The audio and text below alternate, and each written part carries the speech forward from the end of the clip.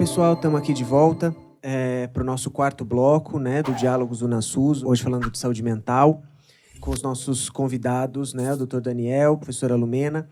E agora, nesse quarto bloco, a gente discutindo uma coisa um pouco mais operacional, né, o pé no chão, né, que é como que o profissional, né, como esse médico, né, quando ele está lá na atenção básica, como que ele organiza o seu processo de cuidado, né? Como que é essa consulta em saúde mental? Se tem algumas dicas ou alguns jeitos de fazer, como que ele faz essa condução, né? Como que ele busca esse aprendizado, né? Para que ele possa conduzir esses casos leves e moderados que a gente está discutindo aqui, que talvez o melhor lugar seja com ele.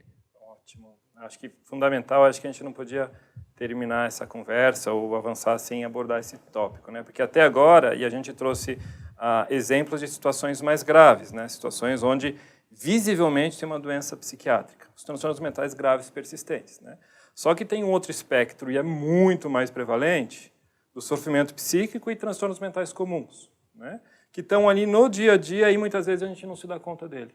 Então, é o paciente hiperutilizador, aquele paciente que quer exame e acha que tem problema, que traz queixas inespecíficas e a gente fala que ele não tem nada porque os exames deram negativos. São os pacientes com as síndromes funcionais, que, né, o nome da síndrome funcional ela remete à ideia de não ter nenhum transtorno orgânico, mas de funcionamento do corpo, e vocês vão ouvir falar da fibromialgia, dor pélvica crônica, cefaleia tensional, síndrome da fadiga crônica. São pacientes que estão lá na nossa frente e querem exame e têm dor e nunca melhora. São pacientes que têm, provavelmente, e isso está comprovado por evidência, de que quem é portador de síndrome funcional tem um componente de sofrimento psíquico muito forte quando não tem uma doença psiquiátrica. Então, a gente tem que se organizar para cuidar disso, porque até então essa pessoa quer que a gente a encaminhe por cardiologista porque ela está com palpitação, ela quer uma quinta endoscopia na vida dela, porque ela não aguenta mais ter a gastrite nervosa. E se a gente não consegue enxergar e guardar um tempo para, além de falar dos exames que são necessários, medicar o sintoma, a gente, enquanto clínico, a gente tem que, na organização de cuidado, chamar essa pessoa para uma próxima consulta e saber que nessa consulta eu vou fazer uma avaliação do estado mental. Não dá para uma consulta que ela vem pedindo 300 encaminhamentos eu falar para ela que é psicológico e encaminhá-la para o psicólogo, porque essa pessoa vai desacreditar e vai falar mais um médico que falou. Então, o que eu tenho que fazer com cuidado é falar, olha, talvez tenha mais coisas além do que você está falando e eu preciso conversar especificamente contigo. Na perspectiva de consultas de 15, 20 minutos, que é a realidade, marcar um retorno breve e nessa retorno breve eu saber que naquela consulta eu vou perguntar de como ela se sente, para ela me falar um pouco mais, de avaliar o humor dela, avaliar o pensamento dela, avaliar os sintomas e conseguir, eventualmente, através de alguns instrumentos, e eles não são suficientes, mas podem ser necessários para quem não sabe fazer uma entrevista, né? E tem aí a PHQ-9, Mini-Mental, tem uns que auxiliam, e insisto, eles não são, muitas vezes, exclusivos, mas eles ajudam o médico numa anamnese saber perguntar, você está triste a maior parte do dia, quase todos os dias? Você perdeu o prazer de fazer as coisas que você gostava? Desculpa, anedonia, desculpa, humor depressivo. São perguntas fundamentais para caracterizar a doença depressão. Porque se ela não tiver nenhuma dessas duas, ela não está deprimida. Ela pode estar com outros componentes. Mas, a partir daí, essa pessoa, vou dizer, né, com muitas queixas, com queixas inexplicadas, eu fazer uma boa avaliação do estado mental e conseguir, eventualmente, dar um diagnóstico para ela. A gente não pode se surpreender que, se na atenção básica, ela também não tivesse diagnóstico psiquiátrico, né? Entra numa outra dimensão que tem um sofrimento psíquico que ela deve ser cuidada, né? Mas, só para finalizar minha fala, a gente tem em mente que, para pessoas que não têm declaradamente uma queixa psiquiátrica, ou evidentemente, mas uma pessoa que tem um componente de sofrimento ou muitas queixas físicas, a gente se programar para, na longitudinalidade do cuidado, nas próximas consultas, eu fazer uma anamnese psiquiátrica. E se eu não sei, tem que aprender, na lógica matricial. Lumena, pegando a fala do Daniel, eu fico muito provocado a falar com a Lumena psicóloga, né? Porque, assim, o que acontece do ponto de vista de cuidado, quando tudo isso que o Daniel falou para fazer não faz e a solução é encaminhar ou hipermedicalizar? Acho que é bem importante esse momento da conversa, né? Porque eu acho que o desafio que a gente tem para construir um projeto terapêutico singular, quando tem um sofrimento psíquico, é o mesmo que a gente tem para qualquer outra pessoa que a gente cuida, que é não parar na queixa. O Daniel trouxe isso muito bem, né? Então, eu acho que se a gente está à frente de alguém que tem essas várias queixas, a gente tem que desenvolver aquilo que o Emerson Merri fala de uma caixa de ferramentas com duas coisas principais, que é uma escuta qualificada e um olhar qualificado. Em qualquer consulta que eu esteja, eu preciso ter uma escuta qualificada para ir além daquilo que a pessoa está falando, e um olhar qualificado para ver aquela pessoa que está assim, não, eu estou muito bem, estou ótimo, não tem problema nenhum. Quer dizer, ver a pessoa, né, de forma mais qualificada também é um jeito de você pensar o que pode estar acontecendo ali, né? E quando a gente, de novo, o trabalhador, ele às vezes não foi formado para isso, nunca discutiu isso, então, se ele faz consultas e consultas sem perceber, né, sem escutar, sem saber, e acho que aí tem instrumentos que ajudam o médico a fazer, e é fundamental o que o Daniel falou, e além do instrumento, né? Eu estava com um aluno outro dia que, como faltava 2 pontos no score, achava que então aquela pessoa não estava, né, com aquela questão que ele estava preocupado. Faz instrumento para te ajudar a fazer a abordagem, depois usa a tua escuta qualificada e teu olhar qualificado para fazer uma síntese daquilo que você está vendo, né?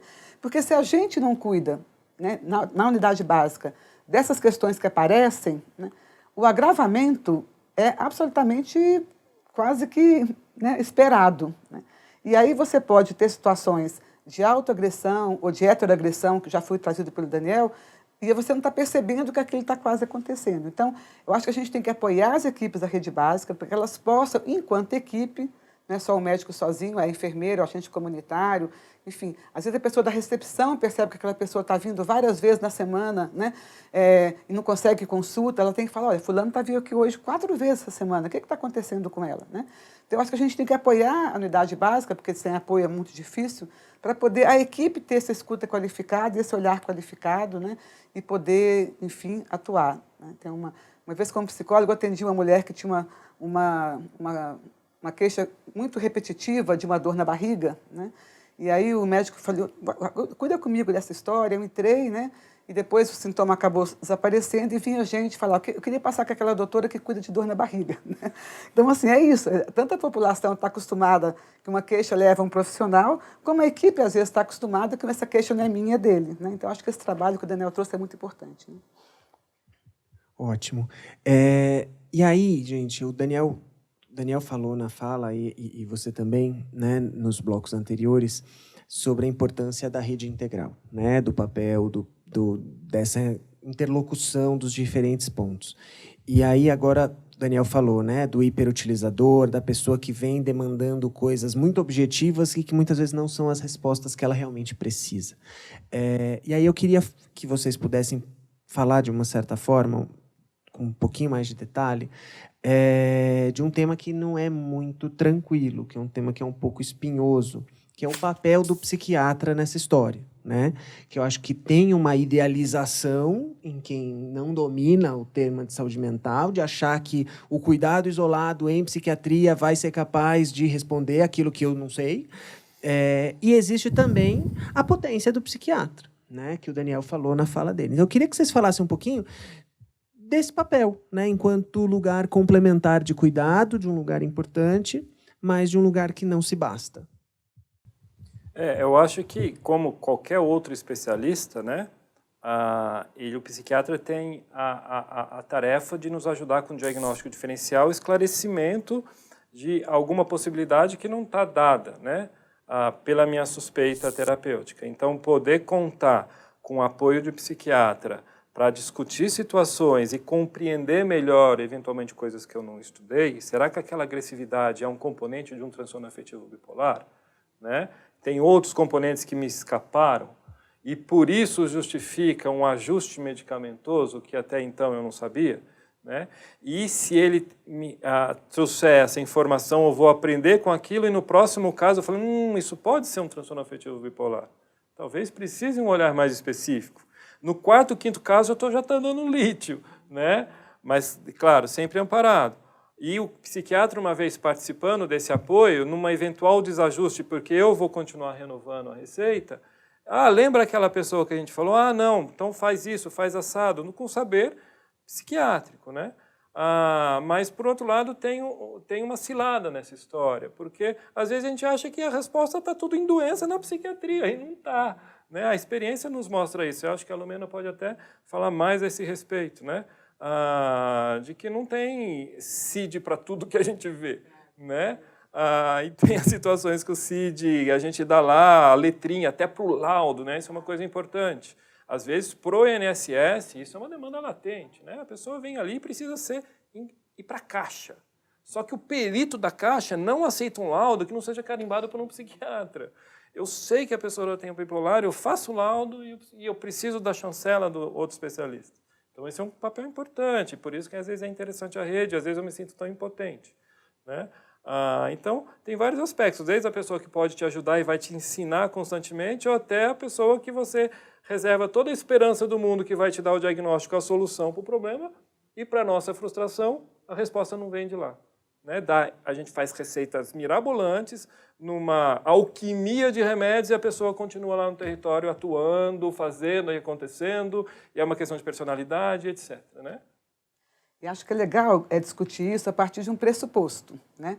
O psiquiatra é fundamental nessa rede, o médico de família é fundamental nessa rede, o agente comunitário é fundamental nessa rede, o psicólogo é fundamental nessa rede, e podia ir falando aí de vários que são fundamentais. Se eu parto desse pressuposto, eu tenho que pensar qual é a contribuição que cada um pode dar para esse cuidado. Né? Tem uma pesquisa que mostra, a gente estava trabalhando com isso no Ministério, que 80% das dores crônicas não precisam de ortopedista. Elas podem ser cuidadas com qualidade na atenção básica. Para pegar um outro exemplo, não parecer que é só na saúde mental que tem isso. Né? Isso significa que o especialista não tem uma função? Tem uma função importantíssima. Porque, como o Daniel falou, vai ter um momento em que ele é a pessoa que vai conseguir aprofundar aquele cuidado em coisas que a gente, na atenção básica, não tem ferramenta para fazer e não tem a formação para fazer. Né? Então, acho que a gente parte de um pressuposto de que essa rede não é uma empurra. Né? Essa rede é como eu vou cuidar melhor da pessoa, que papel tem atenção básica nisso. E aí eu acho que o psiquiatra tem duas funções muito importantes, que ele só pode fazer. Uma é matriciar o médico de família, assim como o ortopedista vai ter que matriciar, para cuidar da dor crônica. E outra é ele cuidar. Ele tem um espaço em que ele vai ser o cuidador. Né? Esses dois lugares são muito importantes. E eles são importantes não porque o médico da atenção básica não é capaz, ou a equipe, é porque tem um cuidado especializado, não é à toa, é porque tem hora que ele é o cuidado necessário. Então, eu acho que essa construção ela tem que ser feita, de novo, conjuntamente. Quer dizer, se tem um momento em que eu posso sentar o médico de família ou a equipe de família, eu, psiquiatra, e conversar das dificuldades, né? Se aquele psiquiatra pode passar cada semana numa OBS, fazendo conversas, né? Entendendo o que está acontecendo lá, esse matriciamento pode ser uma qualificação, uma educação permanente para os dois. Né? Para os dois. Porque o especialista também aprende quando vai lá e vê como que a equipe pessoal da família consegue dar conta daquele caso que, às vezes, ele não dá conta. Porque, assim como a atenção básica não dá conta de algumas coisas, o serviço especializado não dá conta de outras. Então, acho que saber que os dois não dão conta de tudo e que essa troca é fundamental, eu acho que é bem importante para a gente cuidar com mais qualidade. Né? Muito legal. Bom, gente, a gente vai ficando por aqui no quarto bloco. Daqui a pouco a gente retoma, dá a sua curtida, continue conosco. Até daqui a pouco.